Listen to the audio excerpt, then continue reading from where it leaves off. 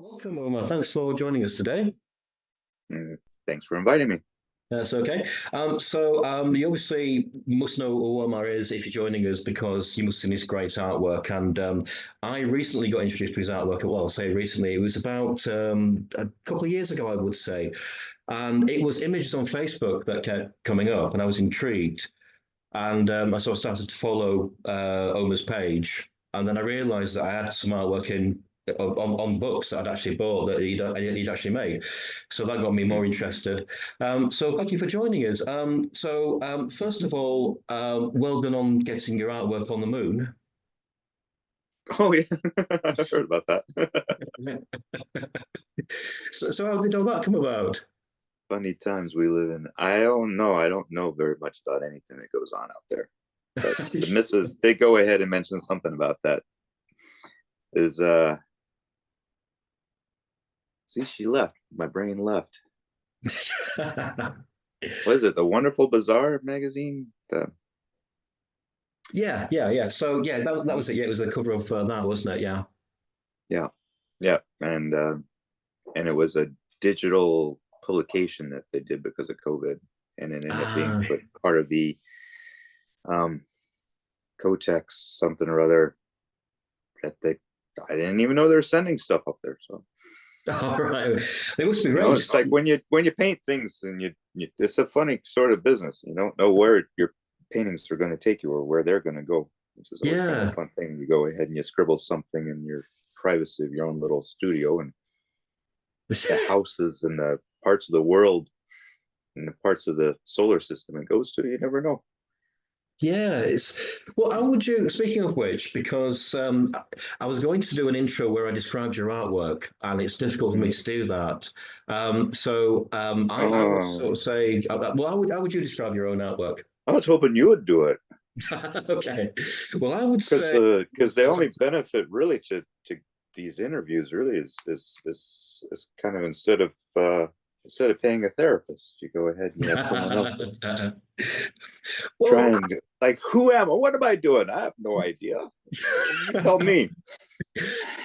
it's a difficult thing, really, because I would say fantastical, but it's a weird merger, really, of the two things I really like, and that's what intrigues me about it. So I love all that, all the artwork I see in children's books from the sort of the golden age of children's illustration, like Arthur Rackham, Mhm.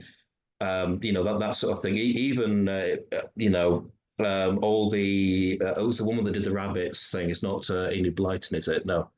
Mhm. But you know the one? Beatrice Potter and that sort of But thing. yeah, Beaches Potter, that's the one, yeah. So I love Yeah, all that sort of thing. And your style sort of reminds me a lot of that, but also obviously you merge it with a sort of a classical element as well, don't you? yeah, So how did those two come together for yeah. you? Well, I did my initial from way back before school was the golden age Mm, illustrators, and from there, as my education got better, it's looking at the turn of century artists, mm, um the romantics and the mm. symbolists. I mean, crying out loud, they're doing the fantasy art that everybody's going wah wah for right now. Yeah. But I've ended up and it's always been narrative. I've always been fascinated in the narrative part, even though right now I'm getting a lot more as I'm trying to go ahead and hone the craft and learn how to paint and draw. Someday, I will learn how to draw. Um, so it's like there's always been that aspect of what color and line does, but even in that, where I'm doing it for my own education and study of playing tones and values and hues and Mm, application, it's still, if the piece doesn't have a narrative element to it, yeah. there's nothing that's going to draw me. So that's always a solid. And so from that, you end up with commercially children's books, and this is like in the late '80s, early '90s. Gallery stuff still hasn't really been doing figurative or recognizing figurative Mm, yet. So you end up with in the commercial worlds of publications, book covers, and magazines, and then game card world and all of that. So mm. getting back to the symbolists and even the religious art of the Renaissance. It's fantasy. Yeah. It's magic realism and just points of surrealism. And it's like, and I've always within those tended to be like you're saying. Is how do you describe it? Because I've never been solid in one genre, so to speak. Because I'm turned on with various aesthetics historically and what's going on currently and commercially. I don't actually pay too much attention to. Unfortunately, I'm a little checked out. Right. Okay. So yeah, yeah. So where that's going to go from here, I don't know. I've been very fascinated in Northern Renaissance and Flemish, and then never was very interested in the 18th century and the Rococo and Baroque. And then all of a sudden, it's like, oh my God, it's like gorgeous with it. It's like, the Fragonards and the Gauchers and Voitures. And it's like, so it's like where my own personal kind of like, dang, there's something really neat there. What's going on there? Who knows what's going to lead me to. And now, especially with the social media way of marketing, and things are a lot more slippery as far as genres and pockets where you can put yourself. It allows a lot more freer exploration, which is kind of cool. People are becoming a lot more educated as far as visual language than they were graduating back in the early 90s. It was everything had to be in a pocket. Yeah, I think what I liked about your work is I've never seen anything like it.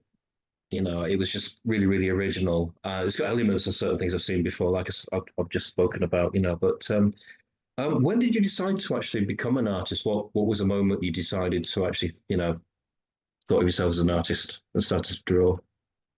Well, I've always been drawing. Yeah. It was like as a kid, I just filled sketchbooks and scribbled on my jeans and scribbled on my notebooks. It's like, and my father was an engineer and all that, and so he didn't think very much of that as a living. So I actually applied for architecture, but also picked schools that also were strong for art as well. Because I knew that it was like, yeah, I don't think I'm going to be doing architecture. Was the closest thing he could understand. Yeah. But I kind of knew. So I got in for architecture, but freshman year I switched majors. Right. Because you get to go ahead and all day long just sit around and draw naked people, and that's a lot more fun than trying to go ahead and work out engineering mathematics for structural integrity on. Yeah. Yeah, so I've been very fortunate, and I thank the gods all the time, because it was a very difficult profession that I don't really. I've never seen myself being able to do anything else. Do you think going to art school benefited you? It was, yeah, in a way terms that of like technique and that sort of thing. Yeah, it exposes you to a lot of things, and it gives you the elbow room, the opening, the freedom to kind of explore. Which, I mean, it's like, look, I went to RISD, Rhode Island School of Design. Right. Again, ridiculously fortunate, because it's a wonderful school, but fantastically expensive. And it's, and kind of think back, and I didn't use the resources there half as much as I should have in hindsight, just because I didn't know better. And yeah, I could have probably, especially nowadays when you got these machines, you could go ahead and you wander through any museum you want, and you could go and watch YouTube tutorials from great masters and all this. But the collective environment of having several years set aside just to fuck around with this and get exposed to other students, and RISD always brought in professionals every week to go and talk about how they got into the careers. And so and you have everything from ceramics to printmaking to all the other disciplines outside of your own pocket.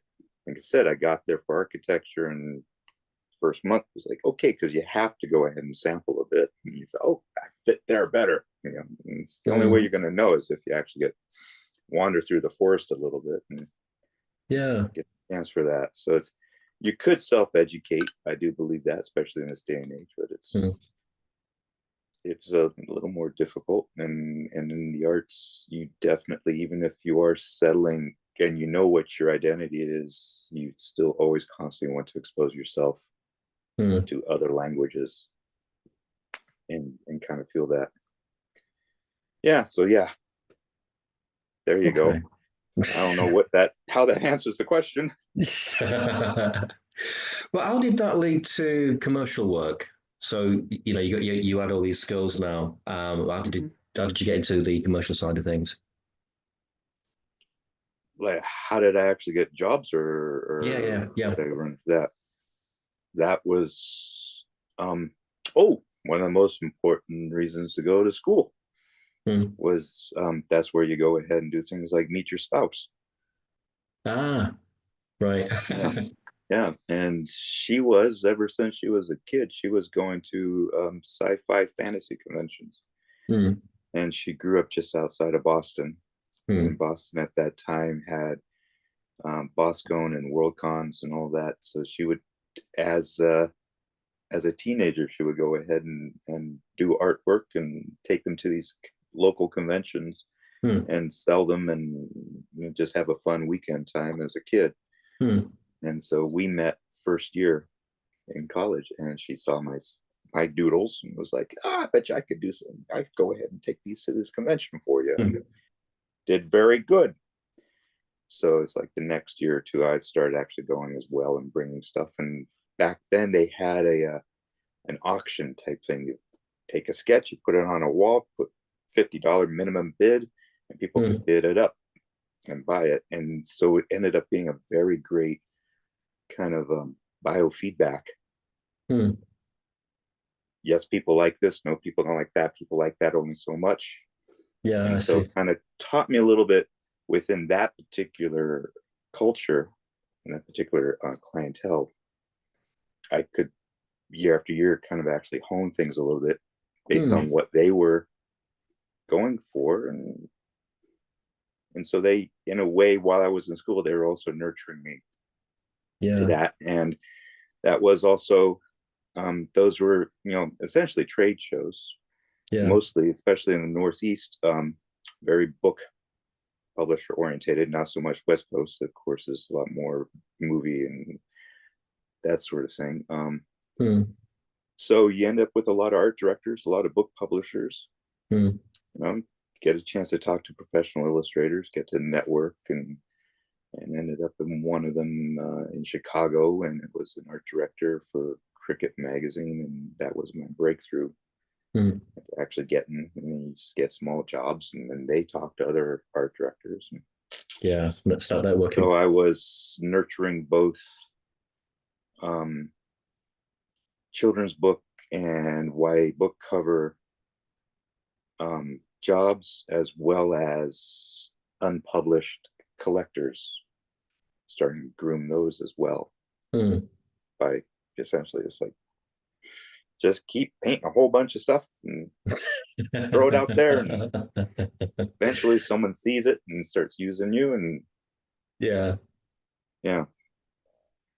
Was it quite difficult to change your style to a more, let's say, I'll start that question again, sorry.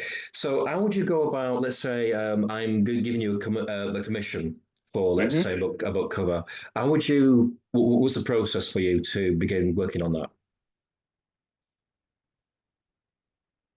Well, the first thing would be, what do you want, Yeah, sure. and when do you want it? So how much You research know, would you do? Would you read the entire book or would you get a I brief would, yeah, I comment? would generally love Yeah. to do that. I right now, first 15 years was pretty much nothing but book Mm, covers and YA, and now I hardly do any at all. right. That's just how profession has kind of changed.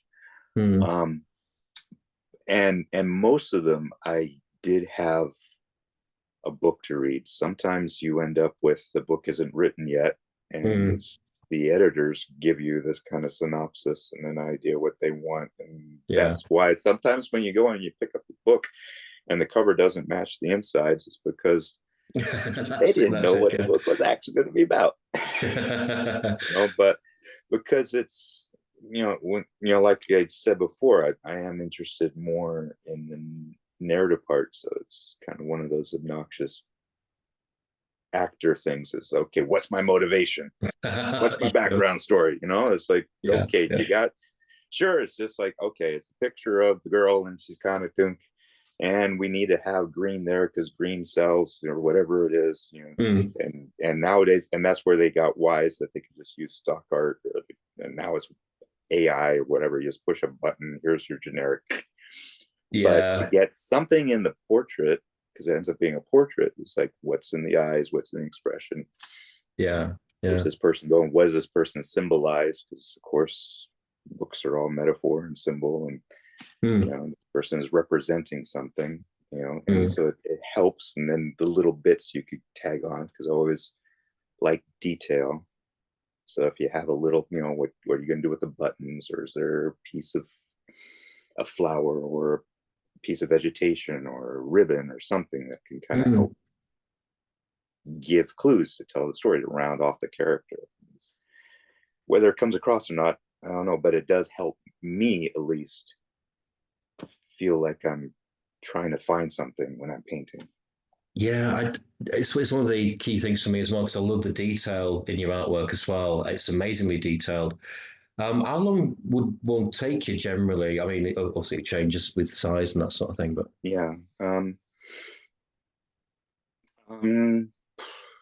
Anywhere from 3 days to 2 weeks. yeah. Um, I work in a very loose and exploratory way, so sometimes the pieces kind of run out. I've been doing it now for over 30 years, and I'm still struggle, and I still draw or paint myself into corners, and have to kind of like, yeah. So sometimes they can't find me, and that's part of the process. Yeah. Is throwing in all those details and then realizing, oh no, I need to move everything a little bit to the left and change that. And so I end up knocking a bunch of detail out and putting it back in. A lot of Yeah. back and forth. So, but generally not more than 2 weeks, a Right. week to Okay. 2 weeks. As one of the elements when I started doing, I did a whole bunch of game card art for Iron Crown, Mm. which was Middle Earth Mm. cards way back in the day before WotC went ahead and took over the universe. Yeah. And I was getting they were another one of those that kind of my teachers, it's like all my first 10 years I was taking things pretty much just like as exercises to try and learn. And so Mm. their lessons they were giving me essentially were faxing me the jobs in the morning and then needing the finals like the next day. The Yeah. turnaround was ludicrous, Mm. but I was getting a lot of work because other artists weren't hitting the deadlines. Yeah. So, Yeah. so I ended up learning how to paint.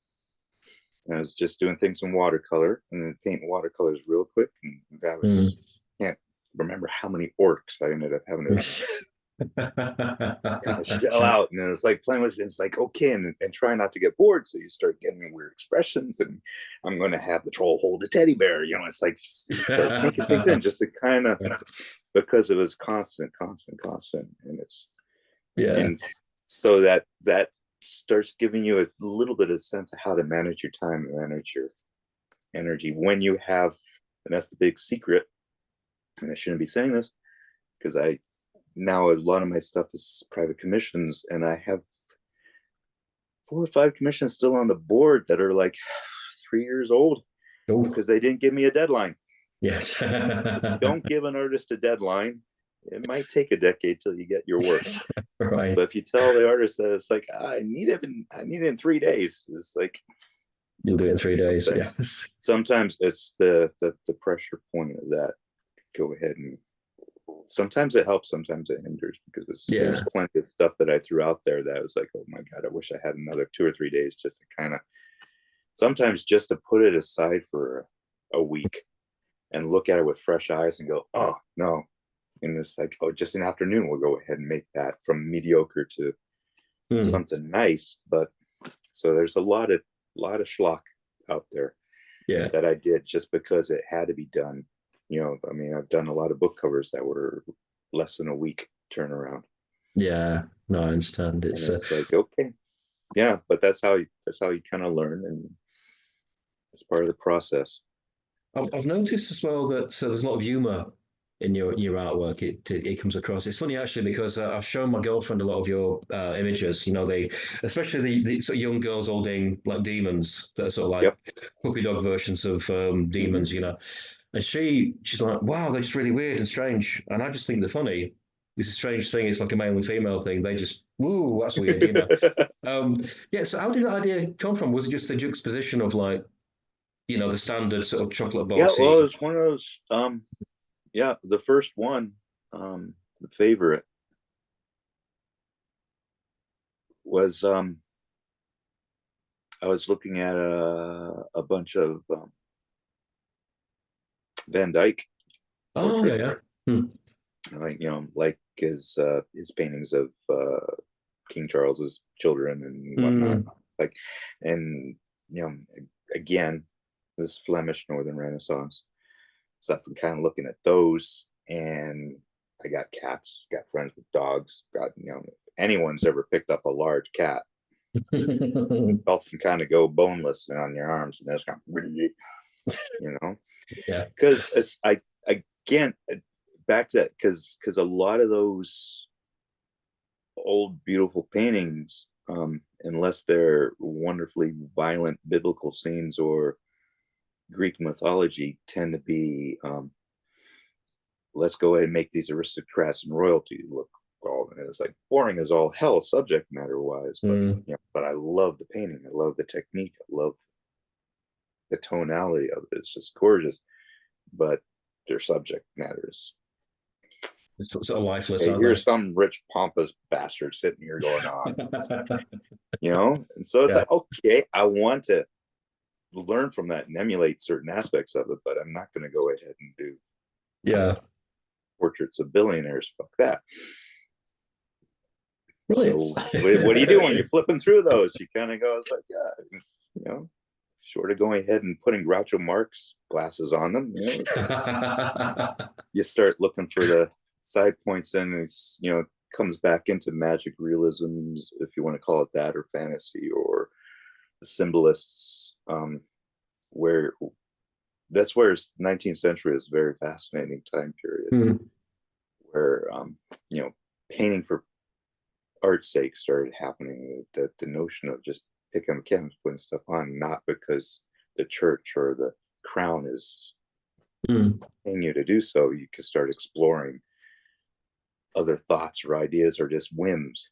And so that point of whim, which kind of ties into golden age fairy tale books, and getting into folklore and fairy tales and dream art, and then it's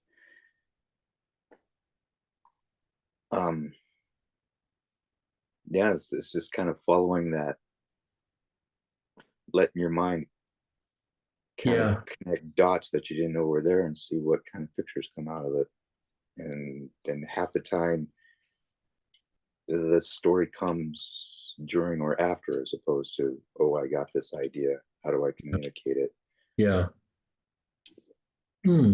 So another thing, one of the many things I like about your work is your depiction of animals, and it's there's a difference to your work that I don't see in many other people's work, and it goes back to the Arthur Rackhams as well. You know, they've got that sense of movement, like they know how animals actually move, even though it's sometimes comedic, even though they're dressed in clothes and that sort of thing. There's a sort of a dynamism to it that you capture really, really well. Do you? I mean, how do you go about researching that, or does it just come natural, really? I'm glad you see it, because that is, you know, and it's one of my pet peeves when you get into anthropomorphic works, where a lot of times you end up with essentially a human body and an animal head popped on top. It's like, no, it's like, you know, critters are built a little different, and they got this really neat. But I've always loved the gesture of, even if something is just sitting like I'm sitting confluent, there's a movement to it, and that comes also within the act of drawing, where it's like you don't just block in the shape. It's like there's an energy, and I'm frumping in, so it means the line's doing this and the bones are doing that. And so it means an appreciation of the anatomy. Yeah, that's it. Again, back to almost like reading the script, reading the book. It's like you're looking for clues. And part of the clues of when you're trying to make something walk across the floor is, where are the bones, where are the muscles, where's gravity, where's the fat, where's the weight, and so it's like when you see a duck move and it's got a big diaper butt, and that long neck, it starts generating a particular language point. So it's like a duck with its articulated bone shapes and muscle and fat. Oh God, I love duck. Duck coffee or Peking duck. Anyway, and that's what makes them so good. It's different than if you had like a vase that was practically the same shape, because it's static. It's got a, so you're going to go ahead and show that in a static kind of against something that actually has got bones and whatnot. And so it's I've always appreciated that. Again, if I didn't get bored by the academic side of things, I would have been scientific illustration, because I love that. I love that element of looking and studying. But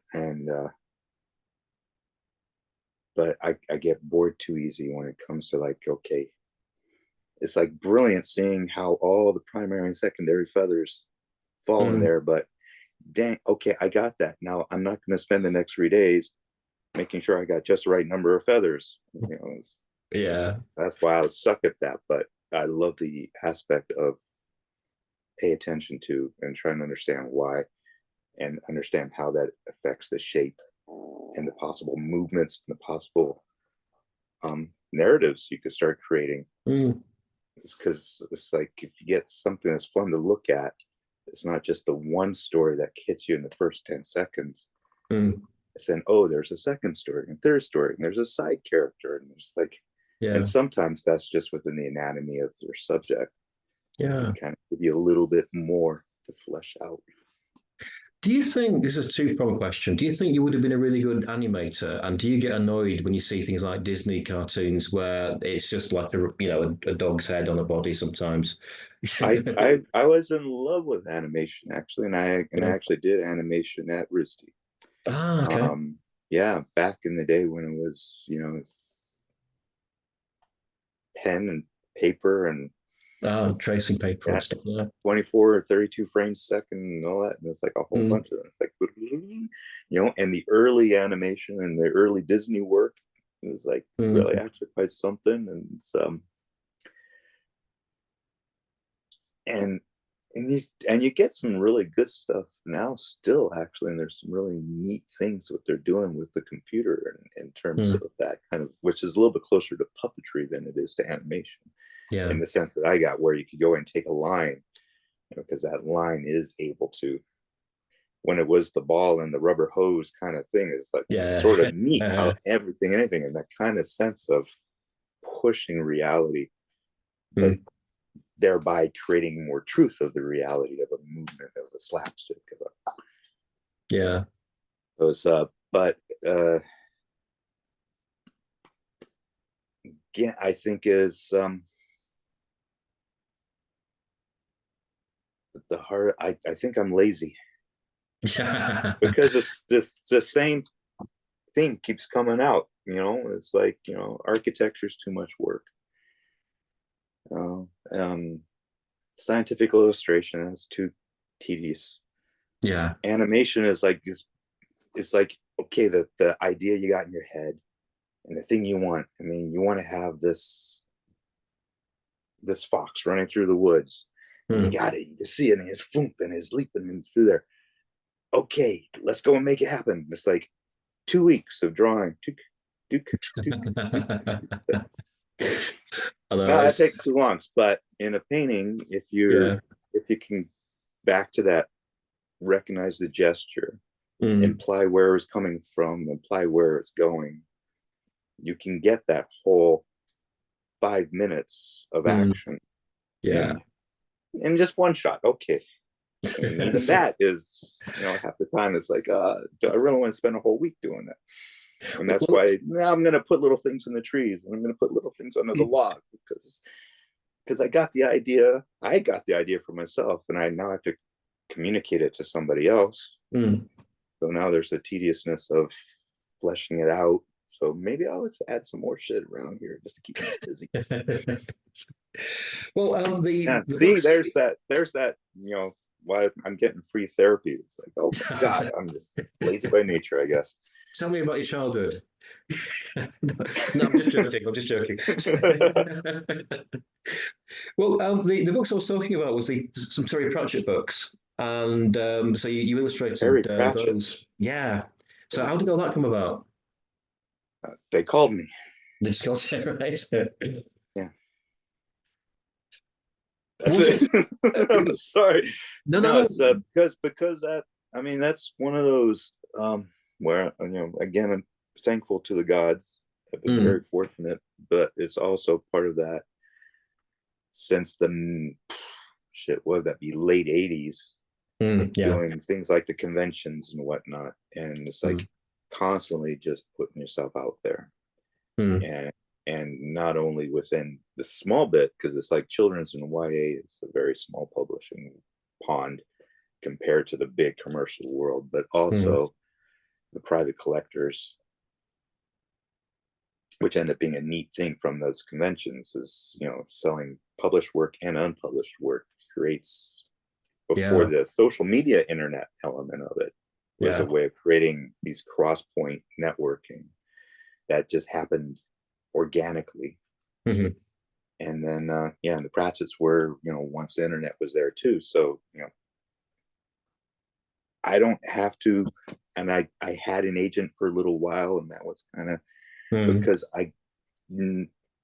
early on I tried sending stuff up and soliciting, and it just always tanked. It was a waste of money. So it's like kind of going with the build it and they will come sort of thing. Is just like came out there and see what the universe. And so got pinged one day, and it was like they were, I don't know who saw her or what, or Oh, well, I liked it anyway. How do you think your work compares to the previous artist? It was Paul Kidby, wasn't it, that drew the original one? Because I think they're quite comparable, your styles. You think? Yeah. I mean, more than that, I don't know what to go and say to that, but that does bring up one of the tricky and interesting elements of doing works for a property that has already such a strong historic flavor. I mean, one of the things unpublished, for example, is Alice in Wonderland. Like, if I ever just feel like I just need to sell a painting, I just do an Alice piece. Because there's always going to be someone out there who wants to buy Alice. And Alice is one of the most illustrated, I think it is the most illustrated book out there in the universe. And but it's again, it's like, and I love Tenniel, and it's like, okay, I want to go and do the Griffin, but he already did it just perfect. How do I, is how you approach. So there's always that sense when there's already something identifying on it, how you bring something new to it. Do you play homage to the one that came before? Sometimes when those sort of things exist, I try desperately not to look at what was done earlier in earlier versions, just because it will unconsciously influence or end up copycatting, or because you want to bring something new to it, But at the same time, sometimes those images end up being part of the flavor. So you Yeah, don't want to step on the memory toes of that I was gonna, aspect, I was gonna which say, makes it very. yeah, it must be difficult to get that balance right, between what people are expecting and you want to make your own as And well. that is one of those, even the Pratchett's, I had fun with that. I've always liked Pratchett. Hmm. But I do every time that one, and Animal Farm is another one I just did. Hmm. Small publishers, that's what's brilliant in this day and age. It's like the big houses are like, they stopped paying well eons ago anyway. But Hmm. right now we're in back to golden age books, where it's like these small publishers making Yeah. gorgeous collector's items, which is beautiful. I'm very grateful to that. But even when I try to be true to myself and true to the text and just respond to it, that sense of the expectation and what came before ends up, Hmm. for me, I feel like both of those are stifled. It's like, I'd love to go ahead and return to them and see if I could go ahead and just get myself really good and drunk and just go loose and do what the fuck with it, because I feel like they're a little constricted in what could have happened Yeah, I see. because of that kind of second guessing, that little bit of Yeah. yeah, it is, yeah. Well, you did some concept work as well, didn't you, for the Chronicles of Narnia? Yeah, just for a week or so. It was like early on. Yeah. That movie was when they were putting that movie together, Hmm. and again, I don't know who, how, what, but I got kind of asked to play with that. And then the Anthropomorphics ended up doing a lot of stuff with you know because they were putting out an overall call, and so you just read the book and then you start throwing sketches at them, because it's Yeah. literally at that stage that I played at, was they were just throwing everything in the bucket. I don't know how Yeah. many artists they had, probably a couple of dozen, and so it was a beautiful experience for me to realize I am not that much of a team player. Okay. It was fun. They paid well, and you get to just kind of like Hmm. riff off of, because of course any movie adaptation is going to be a riff off of a book anyway, and so they're looking for artists just to riff off it, so they know where they're going to take their movie. So there was that sense of freedom, and almost too much freedom on Yeah. that line. They did invite me to go out West Coast and kind of you know brainstorm over there, and I was like, which again, oh yeah, I guess I don't want it. I mean, it would have been such a beautiful experience, and like I said, they paid well too. It's like, it wasn't my bag, it wasn't my thing, because I don't sketch Yeah. anymore. Now it's like, when I get a notion, it's in here, and then whatever I'm going to paint it on, I just start Yeah. pushing and mushing, and then that process, the thing kind of solidifies. So the concept art thing, which seems, I don't know if it still is, but at least 5 years ago, it was like, that seemed like 90% of illustrators now are concept artists for games and for movies. Is Yeah. this quick eye candy pieces, no finished works, but you're generating worlds of Yeah. a flavor. Yeah. And that's not really the way that I think and the way I process. So Do you think that so around about the end of the 1990s, maybe a little bit before, obviously computer art, digital art started to come through, and it became more and more mhm. sophisticated. Do Yep. you think that had a really detrimental effect on traditional illustrators like yourself? Nope. And why would you say that? Because I didn't notice it. In some ways, it actually helped me, because guess Yeah. what? I have original art. Yeah. You want to buy an original painting? I have one. Those No, digital guys don't. yeah, very good point. Very good So, point. and that ended up being a large part of my career. And back to those bloody conventions, Mm, you know. Um, Again, thank you. A venue in where there was a small collector base that loved buying published stuff. yeah. oh, this piece of artwork was part of a book cover, and because it was associated with this book cover, I'm going to buy this. So I got paid by the publisher to paint the image, and I got paid by a collector for them to own the image or own the physical image. So Right. it's Yeah. double dipping. And that made it worthwhile, considering Yeah. so a lot of the compensation in the publishing world hasn't really moved in salaries for decades. So it's kind Yeah. of nice to get like a second opportunity to milk that cow a little bit more. Are there any? Sorry, I was going to say. Sorry. Yeah, Are there any book covers that you'd wish you'd been commissioned to do, or album covers even? album covers. Now that was something I totally forgot about, and I don't even know if that is a thing or not, because it's like I don't remember last time I actually bought music, because it's like the market has changed so much. But Yeah. back Yeah. in the 80s, that was one of my, aside from museums and art books of the old classic painters, it was like just the out there graphic works of album. I totally, and that shows you right there. It's like for decades I haven't really thought about that entire genre. It seems like something left over from the 80s, because that was such a rich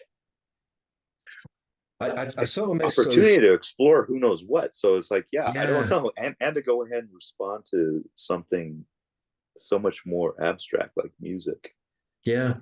and to put like a solid image to it is holy cow. Yeah.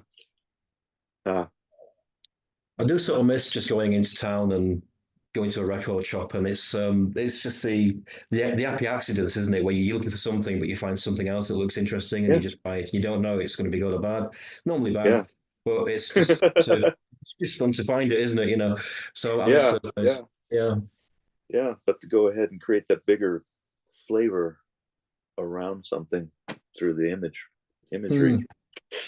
Yeah. No. I guess the answer to that question is no. Because I do like commissions coming out of the blue, Yeah. just because it makes, I mean, one of the things I kind of miss a little bit from not working with publishers, and the way, and half of those jobs were, why are you giving me this job? This does not fit me. But it was a neat challenge Yeah. to go ahead as, okay, how do I solve this problem?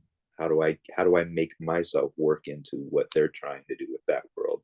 Yeah. And that aspect of getting something from who knows what, from a record company, to go ahead and think, hey, we got this weird ass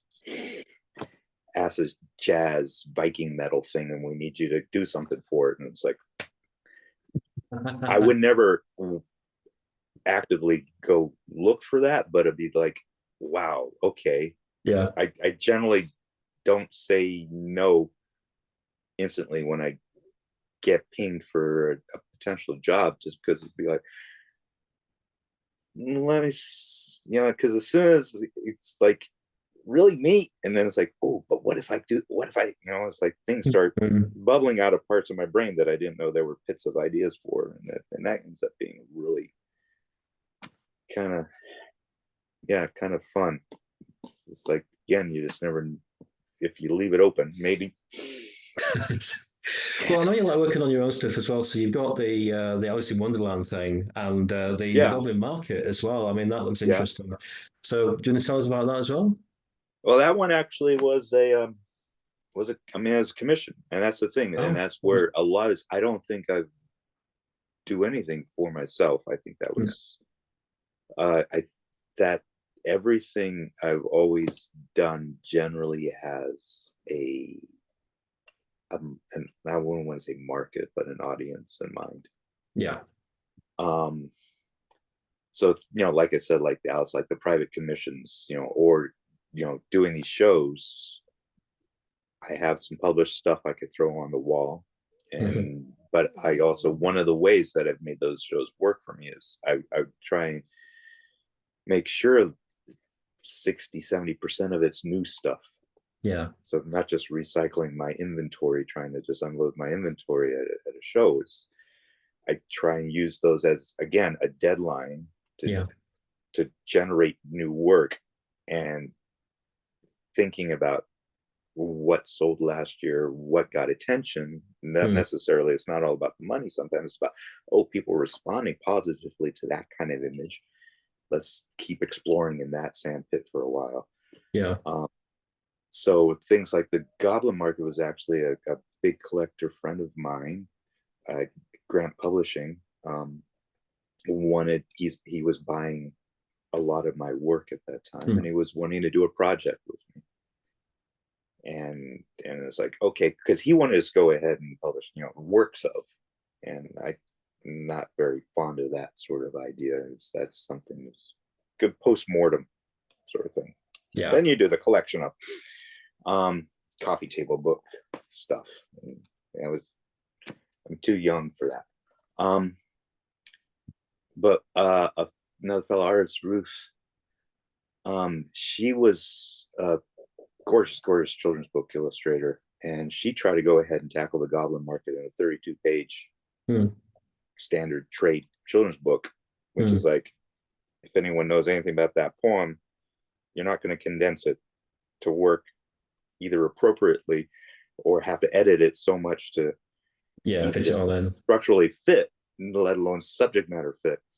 So she actually gave the idea for that, so floated it to Robert. It's like, okay, you want to do a project? Here's a Goblin Market. It's like 19th century symbolist. It's wacky. It's got an opportunity to kind of just go who knows where. If we have this, he was willing to go ahead and do an open commission on it. Yeah. Which you would not get with any publisher ever. Because at that point, I was starting to really feel that children's books and picture books are one of the most difficult things to kind of, because you have to go and produce a minimum, 16, 18 paintings in a short period of time for a very small amount of money with a very, very small chance of royalty payback. So it's like, it for the amount of work, it doesn't. And again, I'm lazy. So so he was willing to go ahead and buy the originals as I built it. Right. And so I use it again as an opportunity to explore and practice and looking at a structure of how to build a book. So I essentially went at it by breaking all the rules. I didn't have any map to it. I didn't even know the format, whether it was going to be vertical, horizontal, how big, how many pages, none of that. Yeah. Just started grabbing passages and sometimes illustrating directly what the passage says, sometimes just using it as, because the poem is entirely metaphors, and it's just full of all of these just associations. So you could just go nuts with these little rabbit holes of little images that she ends up painting when she's on these druggy little rants. So it ended up being lots of fun in terms of just playing, not really looking for a consistent storyboard approach to a traditional book. So then being more of an art book along with bouncing off of her poetry as opposed to an illustrated.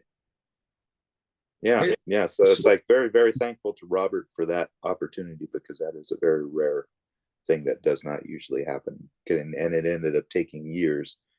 Did it? Because it's like I was also doing my normal other stuff, because that's one of the other problems of taking big projects, is that everything else gets put on hold while you're building something that hopefully someday will actually come to fruition.